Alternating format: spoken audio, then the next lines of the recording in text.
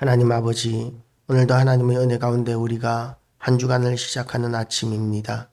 하나님께서 오늘도 우리를 깨우시고 인도하셨사오니 우리의 숫자가 많지 않을지라도 하나님께서 우리의 예배를 받아주시옵시고 이곳에 임재하셔서 하나님의 크신 영광으로 우리를 덮으시며 하나님의 능력으로 또한 우리를 덮으셔서 우리가 이 악한 세상 가운데서 싸워야 하는 모든 죄악과의 싸움, 세상과의 싸움, 또한 모든 영적인 싸움에서 우리가 승리하게 하여 주시기를 원합니다. 우리가 능히 이길 수 있는 힘을 우리에게 허락하여 주시고 감당할 수 없는 모든 문제와 또한 모든 사명에 대하여 능히 감당하게 하여 주시기를 원합니다.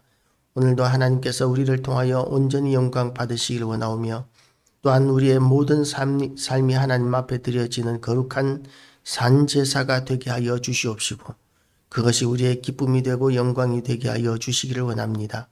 원없기는 이 땅에 다시 한 번 더 하나님께서 은혜를 베풀어 주셔서 완고하고 완악한 이 땅의 모든 심령들이 그 마음을 열고 복음을 받아들이고 교회들마다 빈자리가 채워지는 역사가 있게 하여 주시옵시고 또한 우리 행복한 교회도 하나님께서 일꾼들로 가득 차게 하여 주셔서 지금까지와는 비교할 수 없는 더 큰 일들을 감당하는 교회가 되게 하여 주시옵소서.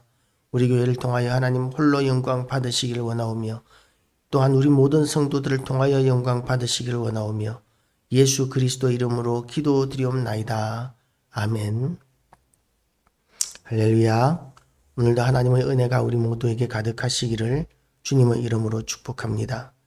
이제 엘리야가 850명의 바알과 아세라의 이 무당들을 다 죽이기까지 승리했습니다.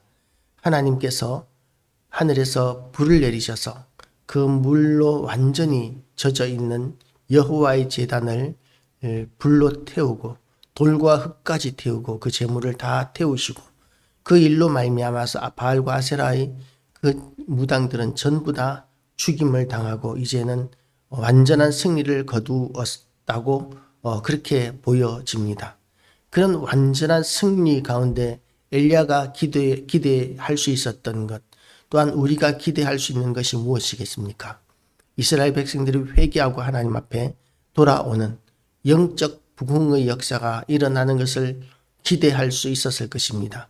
바알과 아세라의 제사장들, 이 선지자들 그렇게 다 죽였으니까 이제는 하나님께서 변화를 허락하실 것이다. 그렇게 생각을 할 수 있었을 것입니다.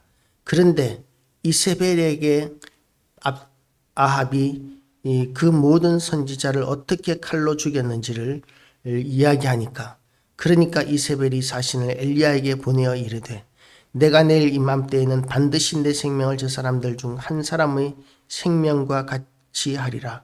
그렇게 하지 아니하면 신들이 내게 벌 위에 벌을 내림이 마땅하니라. 또 이렇게 선포합니다. 이 이야기에 대해서 엘리야가 이제 두려움을 느끼게 됩니다. 이세벨은 그야말로 완고하고 완악한 사람입니다. 이세벨은 아합이 이스라엘의 왕이 되고 나서 두로의 공주였던 사람이 이제 시집 온 것이죠. 이스라엘 아합에게 그렇게 이세벨이 시집을 왔는데 그 두로 왕은 솔로몬이 성전을 건축하고 왕궁을 건축할 때에 목재를 공급하고 그리고 일꾼을 보내주었던 사람이었었습니다. 이스라엘과 굉장히 돈독한 관계였던 그리고 하나님을 찬양했던 그 나라의 공주가 이제 솔로몬이 타락하면서 이스라엘 나라가 북이스라엘과 남유다로 갈라지게 되고 그리고 나서는 그 나라의 영향력이 이제는 죄악의 영향력이 이스라엘과 유다에 미치게 되는데 이세벨이 그 대표적인 인물이었습니다. 두로에서 시집을 와서 이제 이스라엘의 온갖 우상 숭배가 가득하게 만드는 실권자가 된 것이죠. 아합 왕이 있었지만 나라의 실권을 이세벨이 그야말로 행사하면서 하나님을 믿는 선지자들을 다 죽이고 제사장들을 죽이고 그리고 또한 이 우상 숭배하는 제사장들을 그렇게 많이 세우고 신당들과 또한 우상들을 그렇게 많이 만들었던 사람입니다. 그런데 그렇게 수고하면서 우상을 위해서 충성을 다했었는데, 그런데 이 무당들이 전부 다 하나님의 응답으로 인해서 죽임을 당했다는 것이죠. 그러니까 이세벨은 회개하지 않습니다. 하나님께서 하늘에서 불을 내리셔서, 그리고 또한 하나님께서 비를 내리셔서, 하나님은 만왕의 왕이시고 바알이 비를 내리는 것이 아니라 하나님이 비를 내리시는 것이라는 사실까지도 다 들었는데, 그런데 그 일의 대언자였던 엘리야를 죽여버리겠다고 나오고 있는 것입니다. 사람의 마음이 얼마나 완고하고 완악한지를 이세벨을 통해서 우리는 보게 됩니다. 우리는 기적이 일어나면 회개할 것이라고 생각합니다. 사람들이 하나님 앞에 돌아올 것이라고 생각합니다. 세상 사람들도 이렇게 이야기합니다. 나에게 하나님을 보여주면 내가 하나님을 믿겠다라고 이렇게 이야기들을 합니다. 그런데 실질적으로 하나님의 역사를 보고 나서도 사람들은 회개하고 돌아오지 않습니다. 예수님이 오셨을 때에도 예수님께서 얼마나 많은 기적과 표적을 행하셨습니까? 그 기적과 표적을 본 바리새인들과 사두개인들은 그 현장에서 예수님이 하시는 일들을 보고 나서도 예수님을 끝까지 시험하려고 했었습니다. 왜 어떤 시험을 하기를 원했겠습니까? 예수님이 하나님의 아들이신 것에 대해서는 그 선포하는 말씀과 또한 그 행하신 놀라운 기적들, 문둥병자를 치료하시고 죽은 자를 살리시고 소경을 보게 하시는 그런 놀라운 기적들을 보면서 그들이 깨달아야 하는 것은 이것은 하나님만이 하실 수 있는 일이다 인정하는 것이어야 했는데, 그렇게 인정하는 것이 아니라 예수님을 끝까지 시험하는데 언제까지 시험하느냐 하면 예수님께 꼬투리가 잡힐 때까지 시험을 하는 것이죠. 예수님께 꼬투리 잡힐 것이 없으니까 어떻게 하느냐 하면 거짓 증인을 내세워서 거짓 증거를 하면서까지 예수님을 죄인으로 몰아가고 그렇게 십자가에 못 박아 죽이기까지 했었습니다. 그야말로 사람의 완고함과 완악함이 이세벨을 통해서도 나타나고 있고, 그리고 예수님 당시에 성경을 그렇게 많이 알고 있던 바리새인들과 또한 제사장들과 서기관들과 이런 자들에 의해서도 우리는 확인할 수 있습니다. 성경을 많이 안다고 해서 그들이 다 하나님 앞에 회개하고 돌아오는 것이 아니라 하나님의 말씀인 줄로 믿고 그 말씀에 헌신하지 않는 사람은 그 사람들이 아무리 성경을 많이 알아도 그것은 지식에 지나지 않을 뿐이고, 하나님의 역사가 아무리 많이 일어나도 그들의 하나님 앞에 회개하지 않으면, 하나님 앞에 굴복하지 않는 마음을 가지면, 그러면 하나님을 대적하는 자가 얼마든지 될 수 있다는 것이죠. 사울이 예수 믿는 사람들을 핍박하고 잡아 가두고 그렇게 죽이기까지 하는 그런 열심, 그 열심을 성경은 무엇이라고 이야기하느냐 하면 하나님께 대한 열심이라고 이야기하고 있습니다. 이 사울이 얼마나 하나님께 대한 지식이 많았겠습니까? 율법적으로는 바리새인이었고 베냐민 지파였고, 그리고 또한 사내들인 공의회 의원이었고, 그야말로 유다 지역의 지도자적인 그런 너무나 많은 사람들이 부러워할 만한 그런 위치에 있었던 사람이었습니다.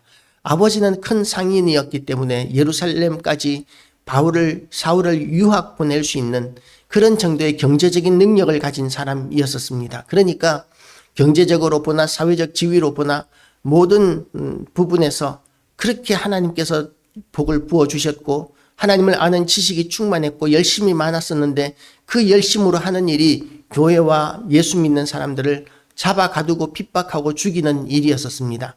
이것이 사람이 얼마나 완고하고 완악한지를 보여주는 그런 모습인 것이죠.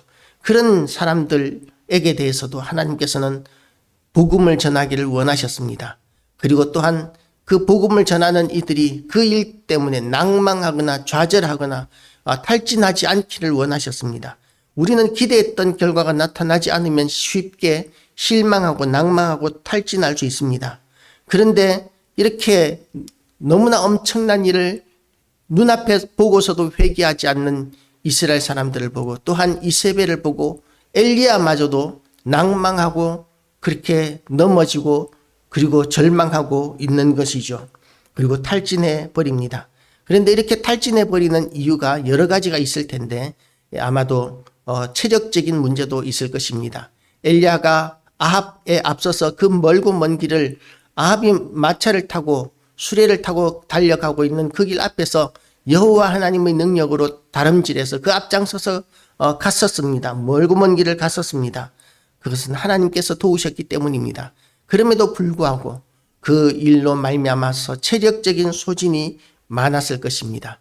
체력이 이제 탈진되고 나니까 영적인 부분에 있어서도 엘리야는 그렇게 탈진해 버립니다.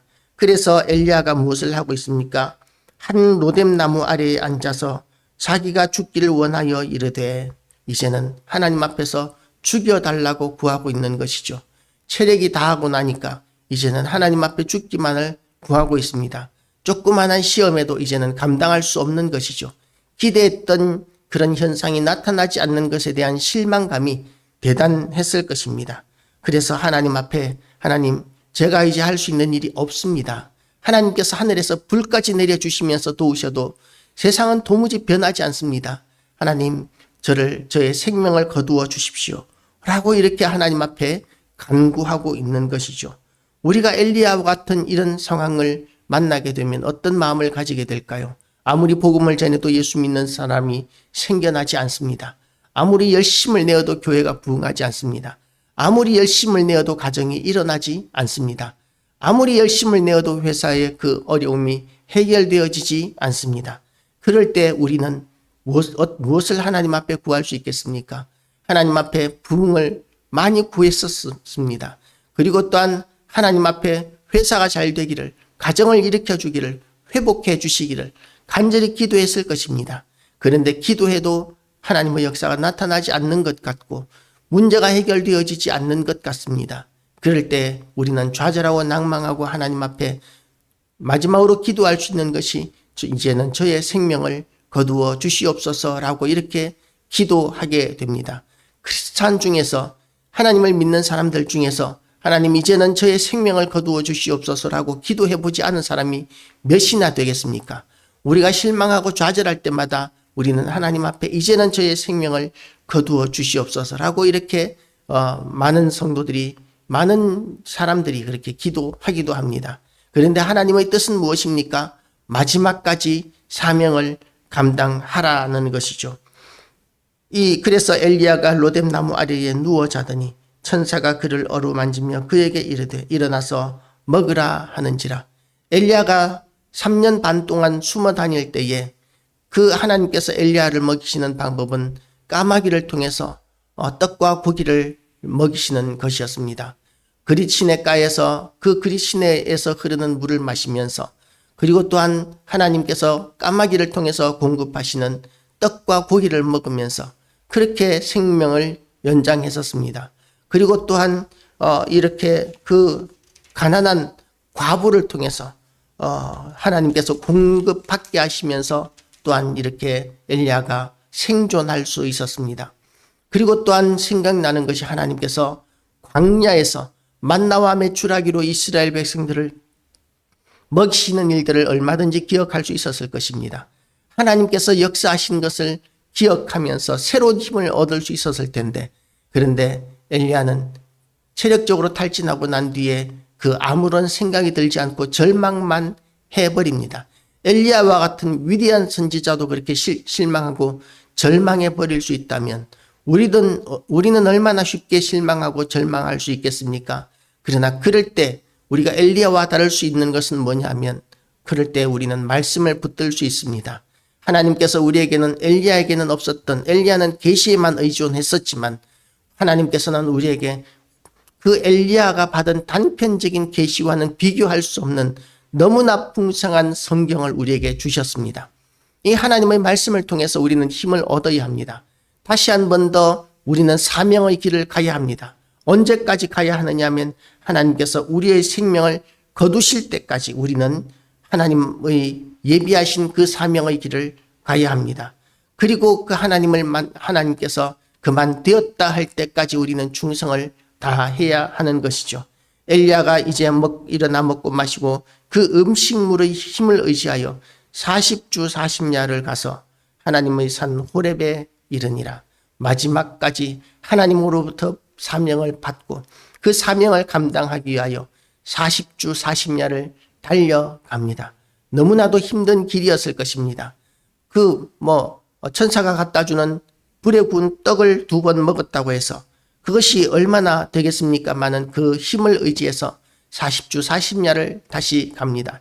힘을 내어서 갑니다. 우리도 이렇게 정말 힘이 기진하고 이제는 우리가 할 수 있는 일이 없다고 생각될지라도 하나님께서 우리의 생명을 거두실 때까지는 우리는 우리의 갈 길을 가야 합니다. 사명의 길을 가야 합니다. 그렇게 힘을 내시기를 주님의 이름으로 축복합니다. 하나님께서 우리에게 인도하시는 그 사명의 길을 우리가 눈으로 보기에는 불가능해 보이고 의미가 없어 보인다 할지라도 우리가 끝까지 달려가는 엘리야와 같은 그런 충성된 하나님의 사람으로 거듭나는 이 아침 되시기를 주님의 이름으로 축복합니다. 기도하시겠습니다. 하나님 아버지, 하나님께서 위대한 역사, 놀라운 역사를 우리를 통하여 이루실 때에 우리는 기대하기를 이제는 부흥이 일어나리라고 기대합니다.